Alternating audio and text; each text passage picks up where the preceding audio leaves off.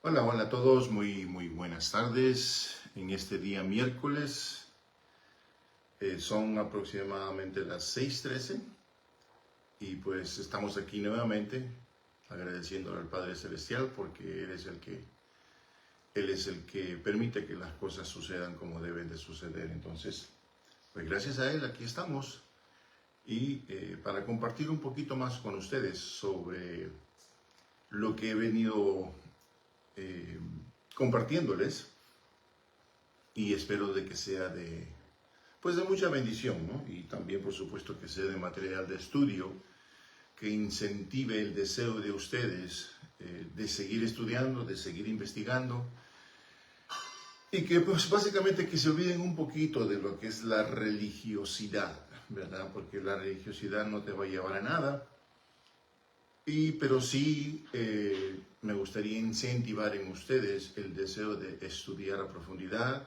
de aprender más, de buscar la verdad. Yo te enseño y tú investigas y miras y te cercioras por ti mismo de que lo que estamos diciendo, lo que estamos compartiendo, no soy el único, habemos muchos que compartimos esto pues lo hacemos porque queremos de que tanto usted como todos los demás que escuchan abran los ojos y se puedan dar cuenta de la realidad de lo que es en los evangelios, lo que es el evangelio del Mesías Yahshua, y por supuesto qué fue lo que pasó cuando él estuvo caminando en la tierra con nosotros y qué fue lo que pasó alrededor de él. Entonces aquí hay un poquito más de lo que les venía compartiendo ayer, el día de ayer. Antes de comenzar, quiero mandar un fuerte abrazo y los mejores deseos para un hermano muy querido, un hermano en la fe, al pastor Mario Gallegos, allá en Tijuana, porque él fue sometido a cirugía en este día y por las fotos que estoy viendo en las páginas sociales parece de que todo salió conforme y de acuerdo a la voluntad del Padre. Él está en recuperación, como puedo ver las fotos, y pues la oración tiene mucho poder. Y como él lo dijo antes de entrar a la mesa de operaciones, la oración y la intercesión son vitales, son claves para cualquier situación difícil, cualquier situación que es bastante complicada. Entonces, un saludo a él, a su esposa y a toda la familia, y siempre deseándoles una pronta y fuerte recuperación, fortaleza, y les deseo mucho shalom a todos ustedes. Entonces, volviendo a esto, nuevamente esto va a ser algo corto, algo pequeño. Estoy aprovechando los momentos que se puedan para compartir con ustedes, así no los pongo a dormir tanto, pero al menos estamos compartiendo. Vamos a orar por nuestra Torah, así fácilmente para poder empezar esto. Dice, Baruch atah Yahuwah Eloheinu melech haolam, asher natan lanu Torato Torah. Emet v'chayei olam nata bechotenu, Baruch atah Yahuwah noten ha-Torah. Como ya saben, transliterado quiere decir, bendito seas tú, Yahuwah, nuestro Elohim, Rey del universo, que nos dio tus estatutos de la verdad, y que implantaste la vida eterna en nosotros. Bendito seas tú, Yahuwah, que nos diste la Torah, Beshem Yahshua HaMashiach. Y pues como siempre,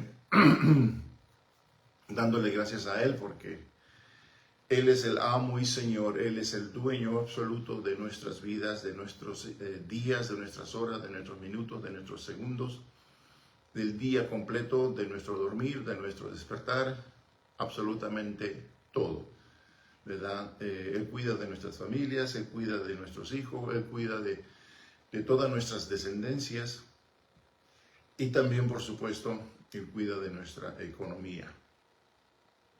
Entonces, un agradecimiento hacia el Padre a través de Yahshua, nuestro Mesías amado. Entonces, siguiendo el estudio de ayer, por supuesto, esto es referente a eso, pero digamos en su propio sentido, el estudio. Voy a hablarles un poquito de quiénes eran los fariseos, quiénes eran los saduceos y quiénes eran los esenios. Todos aquellos grupos que estuvieron, que tenían vida en los tiempos en el que el Mesías, Yahshua, caminó sobre la tierra. Entonces, esto quiere decir de que estos grupos tenían conocimiento, tenían entendimiento, tenían bastante gente que estaban apegadas a esos grupos. Entonces, muchos de ellos, por supuesto, todos estos grupos eran grupos judíos. Eso de antemano se los digo. Y por supuesto, cada quien peleaba por su creencia, peleaba por su verdad y peleaba por... siempre todos ellos peleaban porque la escritura sea leída y sea enseñada en la forma más correcta posible. Entonces, comenzamos por los fariseos. Los fariseos eran una de las sectas más antiguas dentro de los judíos del siglo I. Se cree que estos vendrían a ser los maestros de la ley de Moisés, de Moshe Rabbeinu, o como se dice en el hebreo, Moshe Rabbeinu, o el rabino Moisés, encargados de enseñar e interpretar las escrituras y la tradición oral al pueblo. Fíjese bien, la tradición oral al pueblo. A través de los textos del Corán sabemos que ya habían formado sus ideas básicas sobre la ley y su adhesión a las tradiciones de los padres, que es llamada también la ley oral. Muchos de ustedes ya han escuchado sobre eso, que según el judaísmo está la ley oral y está la ley escrita. Esta ley oral era transmitida a lo largo de los siglos de maestro a maestro. Estimaban tanto la escritura como la tradición hasta llegar aún a preferirla. Pues esto explicaba a la ley escrita. Esto crea una separación entre Israel y las naciones del mundo. Gracias a sus tradiciones, los maestros de la ley conservaban sus ritos y la Torá quedaba intacta a la interpretación desviada de los gentiles. En otras palabras, la ley quedaba con los intérpretes de la Torá y básicamente los gentiles o el mundo gentil, aquellos que tuvieron la oportunidad de escuchar un poco de la Torá, de la ley, ellos empezaron a interpretarlas en formas diferentes. El resultado de esto es, como ya vemos, las diferentes religiones, las diferentes tradiciones en el mundo hasta el día de hoy. ¿Ok? Entonces decimos, los fariseos eran de clase popular, un partido del pueblo. Sin embargo, despreciaban la ignorancia religiosa del mismo pueblo, al que le llamaban Amé Haaretz, o las gentes del país, o las gentes del pueblo. Se los estoy leyendo en hebreo porque así es como está escrito. Amé Haaretz, o las gentes del pueblo, o las gentes del país. No eran de origen sacerdotal o de origen levítico, ni hombres ricos, más bien eran pequeños comerciantes que vivían de su trabajo. Representaban siempre a la masa aristócrata y su piedad era muy estimada delante de la gente, la cual los saludaban en las plazas y los llamaban respetuosamente rabí. Ahora más o menos entienden ustedes por qué Yahshua, cuando se enfrentan a los rabinos, se enfrentan a los fariseos, pues acuérdense de que él tiene un enfrentamiento muy fuerte con los fariseos y hasta llega a llamarlos tumbas blanqueadas, ¿verdad? Entonces, a los más instruidos se les llamaba los rabí, o muchas veces también se les llamaba rebe. En alguna oportunidad en la escritura, vemos de que a Yahshua, en lugar de decirle rabí, le decían maestro o le decían rebe. ¿Okay?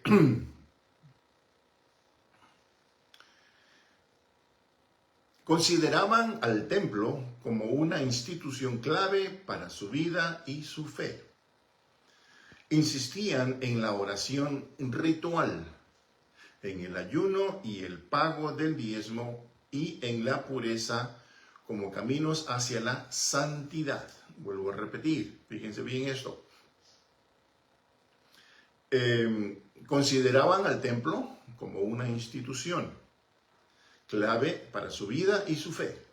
Insistían en la oración ritual y en el ayuno y el pago del diezmo y en la pureza como caminos hacia la santidad. Todo era bajo su interpretación y creían en la resurrección, en la existencia de los ángeles y en la inmortalidad del alma. Y ellos guardaban meticulosamente el sábado o el Shabbat.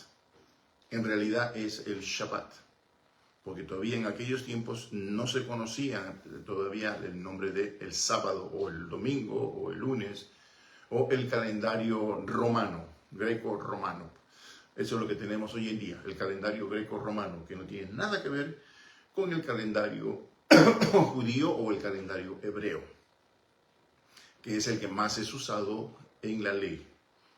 Entonces, esto era lo que básicamente irritaba a Yahshua cuando él estaba caminando entre el pueblo, porque las cosas buenas que él hacía, los fariseos lo miraban como algo sucio, como algo impuro, como cómo se le ocurría a él hacer milagros durante Shabbat. Ellos eran tradicionalmente eran estrictos sobre el Shabbat. Nadie podía levantar ni siquiera una sábana, nadie podía levantar ni siquiera ningún objeto. ¿Por qué? Porque ellos estrictamente creían de que no se debía de hacer absolutamente nada en Shabbat. Entonces, cuando Yahshua viene y hace todos esos milagros, muchos de los milagros los hizo en Shabbat, ¿verdad? Entonces, eso era lo que a ellos, los fariseos, les irritaba, les daba coraje, les daba ira, porque Yahshua iba en contra de sus tradiciones, iba en contra de su aristocracia y también iba en contra de las instrucciones y los respetos que ellos tenían. Absolutamente iba en contra de todo, la creencia de ellos, de las enseñanzas y instrucciones de hombre. De hombre. Porque de acuerdo a la ley oral de ellos, que básicamente en muchas ocasiones era diferente a la Torá escrita, entonces Yahshua viene a arreglar eso. Yahshua viene a enseñarles y decirles de que su tradición, su forma de enseñar estaba errónea. ¿Okay? El mismo Shaul de Tarsis, el mismo Pablo dice, todo lo que yo he aprendido es basura comparado con esto. Entonces, eso es lo que Yahshua viene a hacer y viene a enseñarles a ellos. Y lógico, eso presta el terreno para muchas enfrentaciones, muchas confrontaciones con los judíos. ¿Okay? Además, en el Nuevo Testamento explica que su visión social y ética fue adoptada por los primeros primitivos, aunque Yahshua, el Mesías, nunca los conoció. Por ejemplo, mencionamos que supuestamente el cristianismo primitivo fueron los primeros que adoptaron esta modalidad. Sin embargo, sabemos de que Yahshua, cuando él caminó en la tierra y cuando él vino a cumplir con su ministerio, él no conoció nunca a ninguna religión.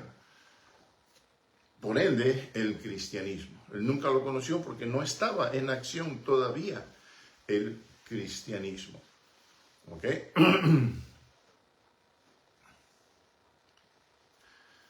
Nunca los conoció, pues ellos aparecieron muchísimos años después de la ascensión del Mesías, Yahshua, y sus seguidores parecían tener un enfoque más indulgente sobre algunos aspectos de la ley judía, como el Shabbat.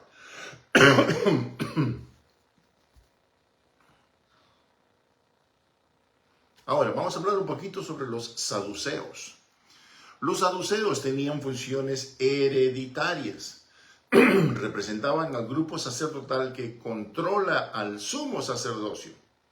Originalmente, los saduceos habían sido sacerdotes piadosos, deseosos de servir a Yahuwah o al Padre Celestial en su templo de acuerdo a sus tradiciones y sus reglas legales, o sea, el legalismo.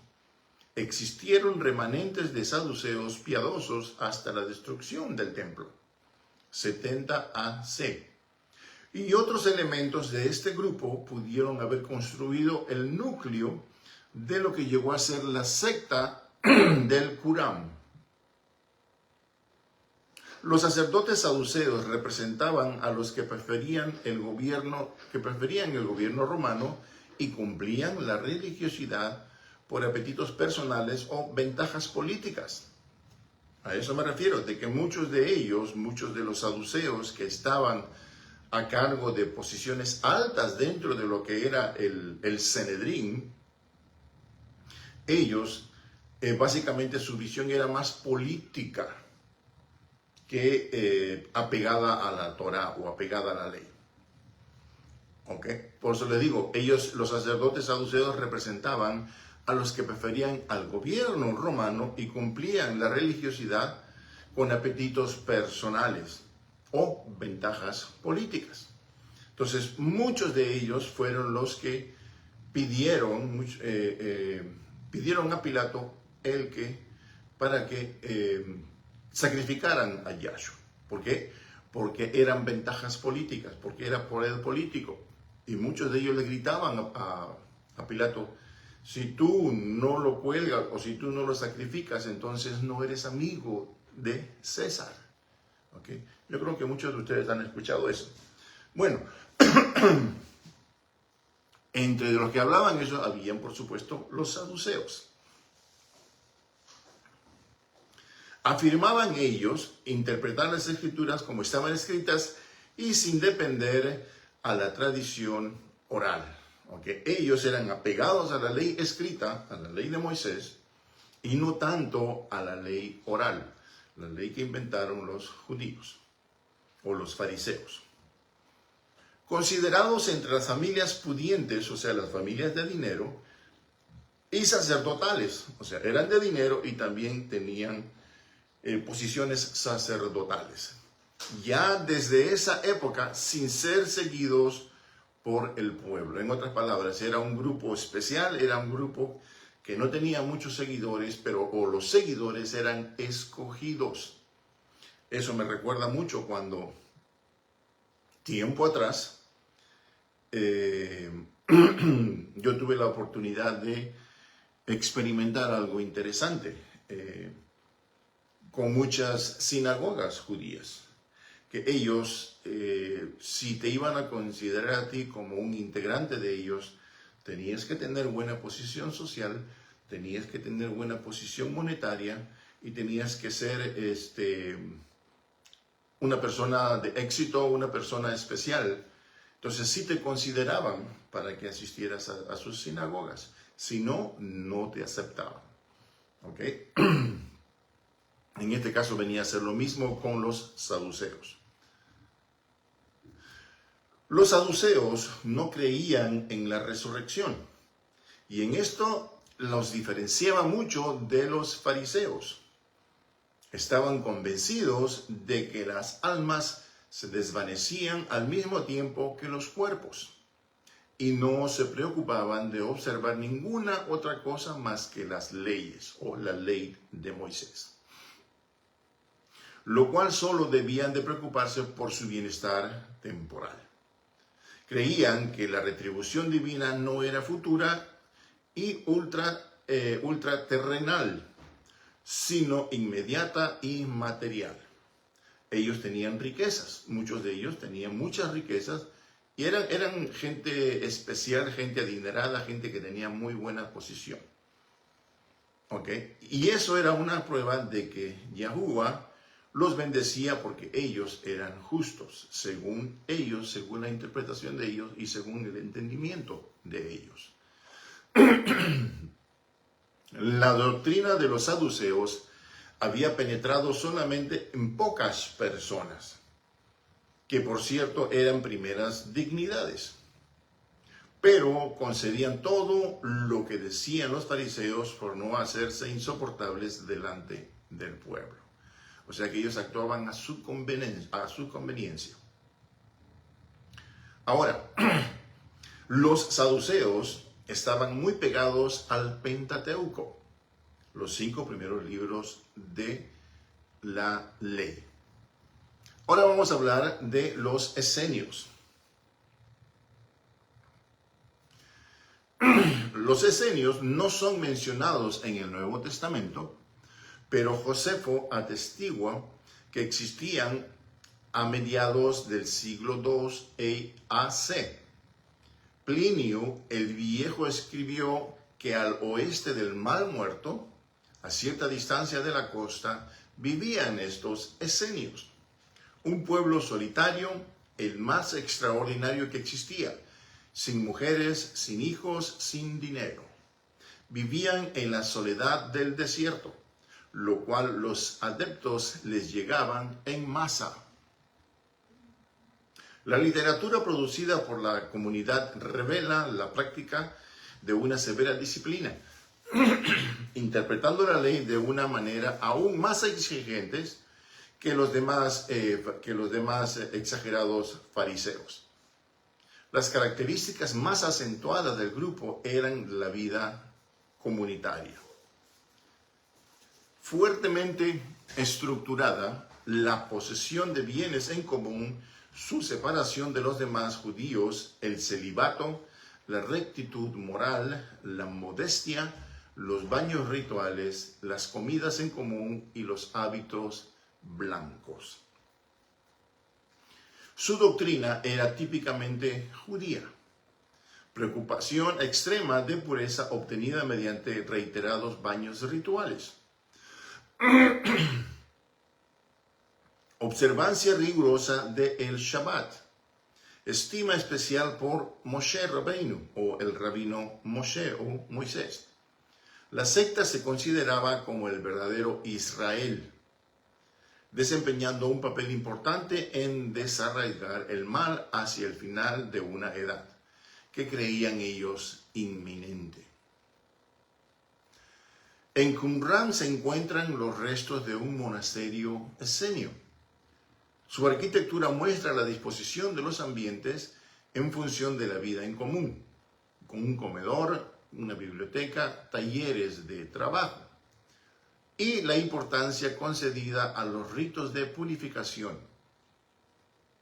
Este monasterio fue destruido en el año 68, posiblemente por las tropas romanas que tomaron Jericó. Algunos de los sobrevivientes se unieron a los celotes de Masada. ¿Se acuerdan de la última enseñanza? ¿Dónde fueron a llegar los celotes cuando los estaban persiguiendo? A Masada. ¿Ok? Entonces los sobrevivientes se unieron a los celotes de Masada, donde fue encontrado un rollo perteneciente a la comunidad de Qumran.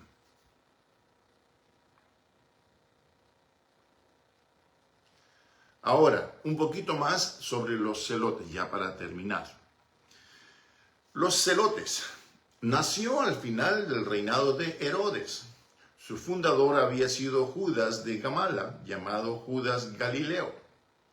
Unidos al fariseo Sadoc, había fundado el partido que se caracterizaba por el celo, por la defensa de la libertad y por la aceptación de una sola soberanía divina.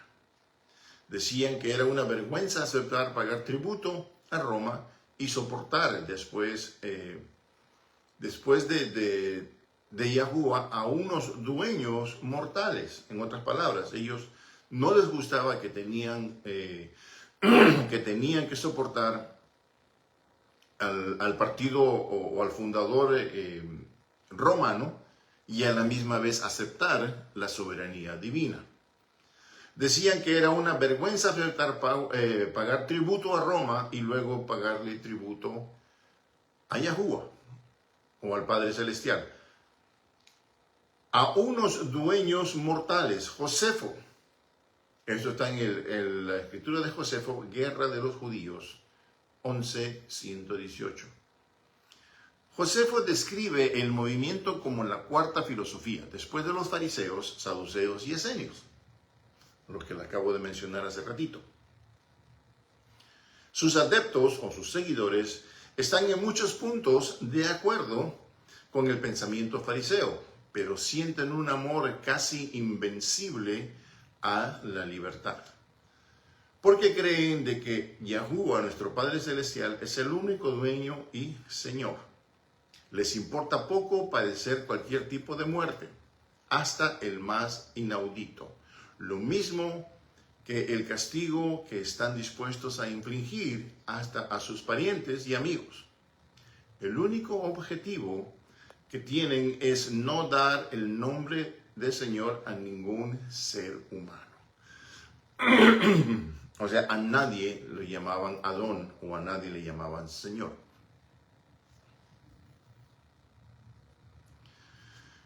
En sus comienzos, el partido que se encuadraba dentro de los movimientos mesiánicos y radicales de la época no tuvo gran éxito.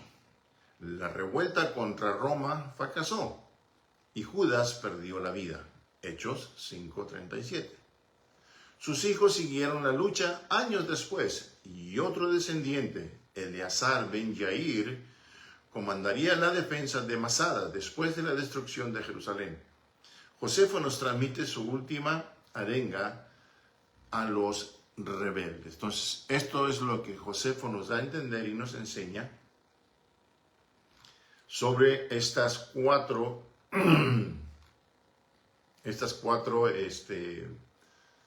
grupos: los fariseos, los saduceos, los esenios y los celotes. Entonces, esta es un poquito más de información que les estoy dando para que ustedes vean lo que en realidad existió en los tiempos de Mesías. Habían grupos religiosos, pero también habían grupos que eran muy apegados a la ley, muy apegados a la Torá, y sobre todo habían grupos que eran tan apegados que ellos eran celosos absolutos de lo que se enseñaba. Y entre ellos estaban los celotes. Entonces, cada grupo actuaba en una forma que más le convenía. Y por supuesto, muchos de esos grupos también les gustaba jugar a estar correctos o incorrectos con Roma. En otras palabras, la política. ¿Verdad? Muchos de ellos, porque ellos tenían dinero y estaban bien acomodados, les gustaba dialogar y les gustaba intercambiar poder, ¿verdad?, con Roma, para así tener ellos su vida cómoda y tener ellos libertad para actuar como ellos querían, sin que Roma les impidiera nada de eso. Entonces, cuando Yahshua camina a la tierra y está ahí en Jerusalén y en el pueblo, pues él se da cuenta de todos aquellos, ¿verdad? Pero con los que más se mete son con los fariseos. ¿Ok? Entonces, les traigo esto para que ustedes aprendan un poquito más, aprendemos juntos, estén más informados y sobre todo para que entiendan y recuerden de que en los tiempos de Yahshua no existía ninguna religión, ¿okay?, de lo que conocemos hoy en día. ¿Okay? Habían grupos que tenían su forma de pensar, que tenían su forma de interpretar la ley. ¿Okay? Ellos tenían mucho respeto por la ley, ellos seguían la ley, pero a su modo. Sin, por supuesto, sin interferir con lo que la Torá decía. O sea, no cambiarle ni agregarle.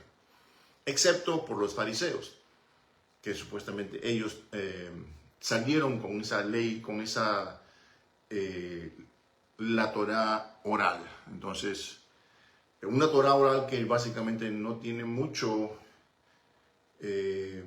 vamos a decir, mucha igualdad con la Torah escrita, ¿verdad? Es por eso de que Yahshua siempre los recriminaba por la forma que ellos eran y por las cosas que ellos, en cierto modo, enseñaban. Por eso Yahshua le dice al pueblo, dice, hagan como ellos dicen, pero no hagan como ellos hacen, ¿verdad? O sea, ellos tenían que enseñar la Torah. Todos los grupos eran celosos cuando iban al templo y escuchaban la Torah o la ley, ¿verdad? Pero muchos la interpretaban a la forma más cómoda que les convenía a ellos. Entonces Yahshua les decía, ustedes interpretan la Torah en una forma como enseñanza de hombres y no una enseñanza del Padre Celestial. Okay, entonces aquí les dejo esto y espero de que les sirva de información y que sea de mucha bendición para todos.